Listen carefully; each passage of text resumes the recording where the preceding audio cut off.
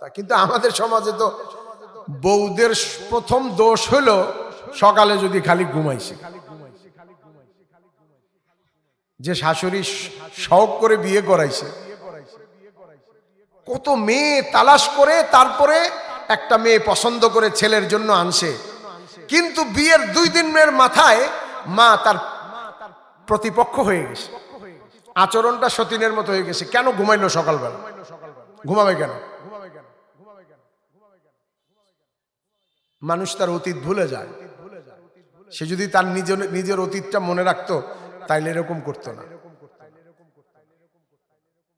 সকালবেলা এরকমও আমাদের কাছে খবর আসছে, মানুষ জীবন কাহিনী নিয়ে আমাদের কাছে আসে, এই জন্য অনেক কিছু আমরা জানতে পাই। এক লোক এসে বলতেছে, আমার মা বিবাহের পর আমাকে এই অবস্থায় রাখছে যে আমাদেরকে ফজরের নামাজের পরেই ঘরে ঢুকেই জানালা খুলে দেন, পর্দা সরায় দেন এবং দরজা খোলা রাখতে বলেন, দরজা বন্ধ করতে পারবো না, ফজরের পরে আর শোয়া যাবে না। আসলেও ফজরের পরে ঘুমে বেবরকতি আসে, ফজরের পরে রিজিক, কিন্তু এটা তো স্থায়ী নয়। বিবাহের পর অন্তত পক্ষে 2-4 মাস সময় তো তাকে দিতে হবে। যার রাত্রে ঘুম পুরো হয় নাই তার সকালে ঘুমাইতে হবে। এ মাটা তার মেয়ের ক্ষেত্রে কি পছন্দ করে? জামাইকে বুঝায়, বাবা ও তো একটু ছোটবেলা থেকে ঘুম প্রিয়, ওরে একটু সকালে ঘুমাইতে দিও, কেউ যদি বিরক্ত না করে, আমি দরকার হলে বাসা থেকে কিছু রুটি পরোটা বানাই দিব, তুমি ফ্রিজে রাইখা কাজের মেয়েকে দিয়া বানাই নিও। কত কথা তার মেয়ের একটু আরাম দেওয়ার জন্য।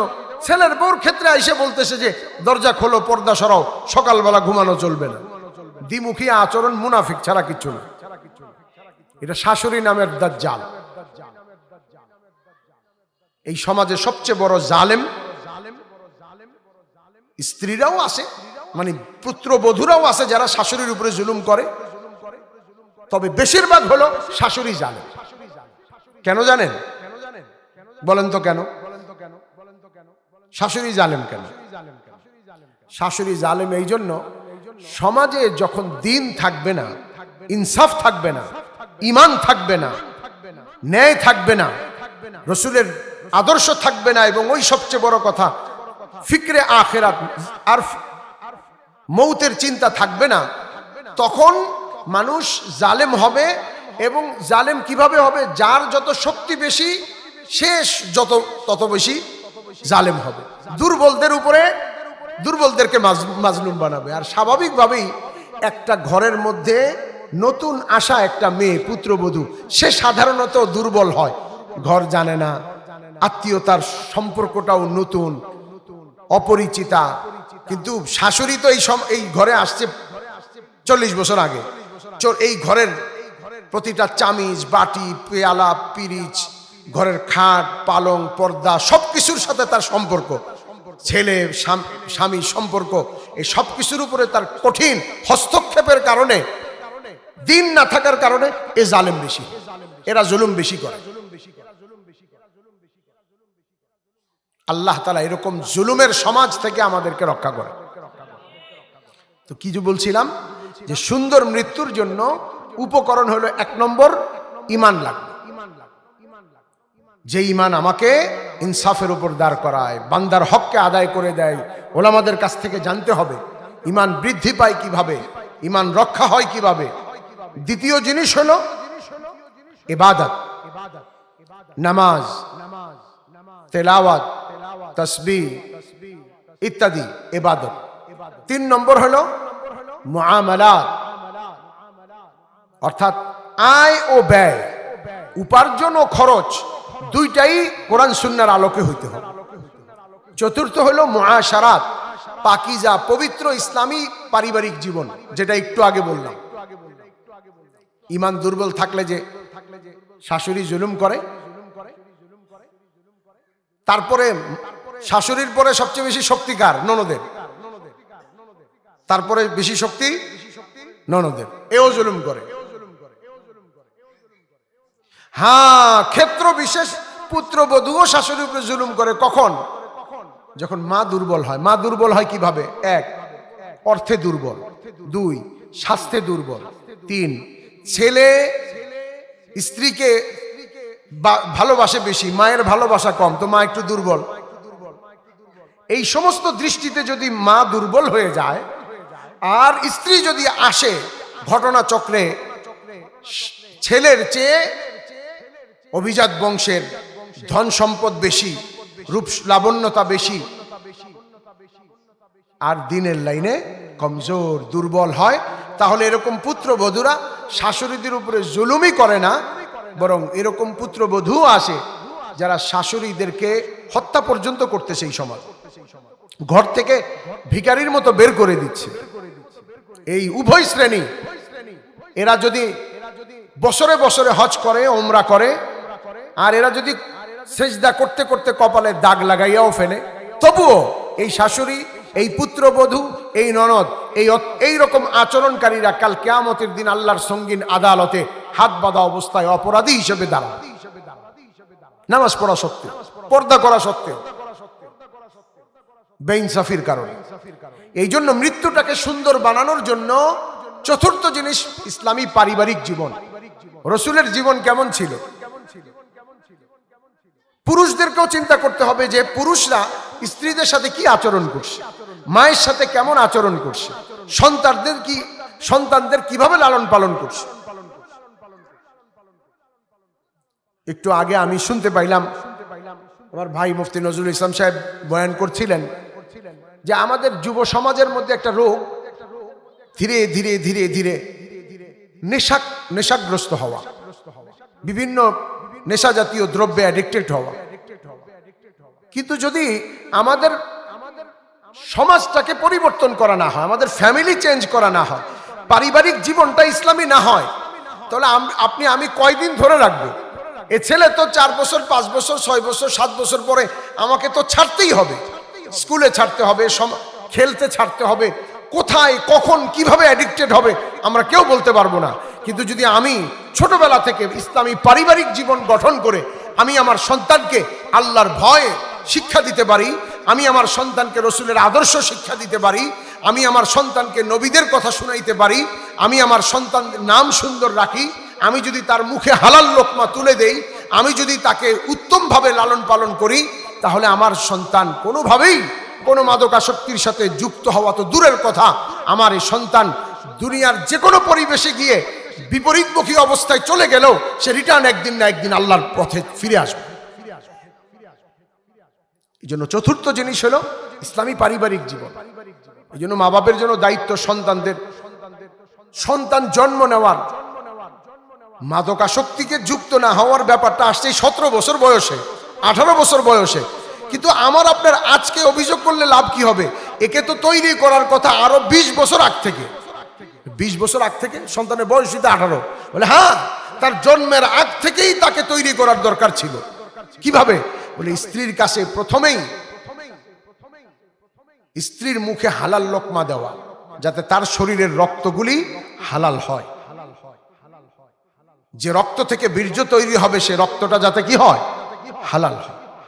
তারপরে স্ত্রীর পেটে যখন সন্তান আসে তখন তাকে এ কথা বলা যে তোমার গর্ভের সন্তানটা নিয়ত করো, তোমার এই সন্তান তোমার, আমার মা বাবা তোমার মা বাবা, তোমার বংশ আমার বংশ, আমাদের সমাজ তথা উম্মতে মুহাম্মদীর লাখো মানুষের নাজাতের জরিয়া হয়।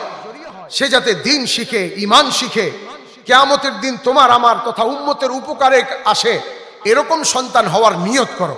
চাই ছেলে হোক চাই মেয়ে হোক, চাই ছেলে হোক চাই মেয়ে হোক। মেয়েরা হইতে পারে না বুজুর্গ? আজ সারা বিশ্বে দাওয়াত ও তাবলীগের কাজ কার কারণে, কারে দিয়ে আল্লাহ করাইছেন? মৌলানা ইলিয়াস রহমাতুল্লাহ আলাইহি। কিন্তু তিনি তৈরি হইলেন কিভাবে? তার নানি তার মাকে একজন আলেমের কাছে বিবাহ দিয়েছিলেন, মুফতি ইসমাইল সাহেব রহমাতুল্লাহ আলাইহি। আর তাদের ওই দম্পতি থেকে তৈরি হয়েছে 3 ছেলে 1 মেয়ে। তার মধ্যে এক ছেলে ইয়াহিয়া, যিনি হযরত শেখুল হাদিস মাওলানা জাকারিয়া সাহেবের বাবা, একজন ইলিয়াস যিনি ইউসুফের বাবা, আর একজন মহিলা তিনি হলেন হযরত মাওলানা এনামুল হাসান সাহেবের মা বা দাদি, দাদি সম্ভবত। স্ত্রীকে তৈরি করা যে তোমার পেটের সন্তানটা উত্তম সন্তান হয়, তুমি এখন থেকে আমল করো। সৌন্দর্যতার জন্য কোরআনে পাকের তেলাওয়াত করো, সূরা ইউসুফ পড়ো, সূরা ইয়াসিন পড়ো, সূরা আর রহমান পড়ো, সূরা মুহাম্মদ পড়ো। তোমার তেলাওয়াতের তাসির তোমার সন্তানের উপরে পড়বে। আমরা একটা কথা শুনে থাকি প্রায়, যে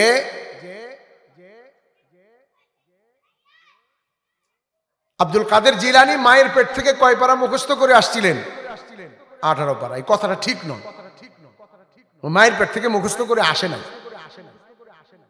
তাহলে তো এটা তার কোনো কৃতিত্ব হইতো না, বা তার মায়ের কৃতিত্ব হইতো না, এটা তো আল্লাহর কৃতিত্ব সরাসরি। কিন্তু আসলে এখানে তার মায়ের কৃতিত্ব হলো ওই সন্তান পেটে থাকতে মা যেই 18 পারা তেলাওয়াত বেশি করছে, এই ছেলে হেফজখানায় যাওয়ার পরে অন্যান্য পাড়ার সবক কম দিছে, কিন্তু এই 18 পাড়ার সবক বেশি শুনাইছে, এত দ্রুত ইয়াদ করছে।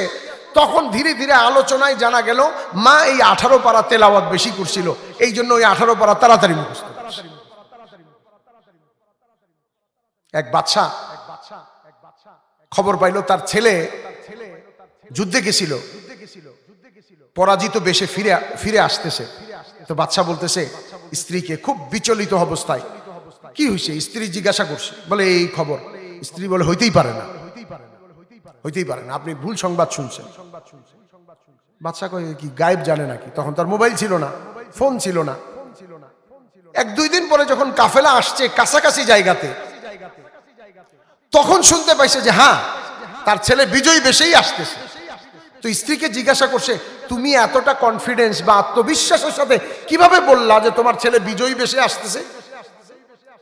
তো বলছে না, আমার একটা আমল ছিল, আমি আমার এই বাচ্চাকে যখন দুধ পান করাইছি, কোনোদিন অজু ছাড়া আমি তাকে দুধ পান করাইনি। সুতরাং আমার বিশ্বাস ছিল আমি যাকে গর্ভে ধারণ করে পাক পবিত্রতার সাথে লালন পালন করছি, এমন ছেলে পরাজিত বেশে শহীদ তো হইতে পারে, কিন্তু পরাজিত হইতে পারে না।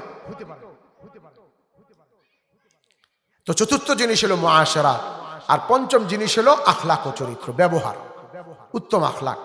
এই 5টা জিনিস যার সুন্দর তার মৃত্যু সুন্দর, আর যার মৃত্যু সুন্দর তার আখিরাত সুন্দর।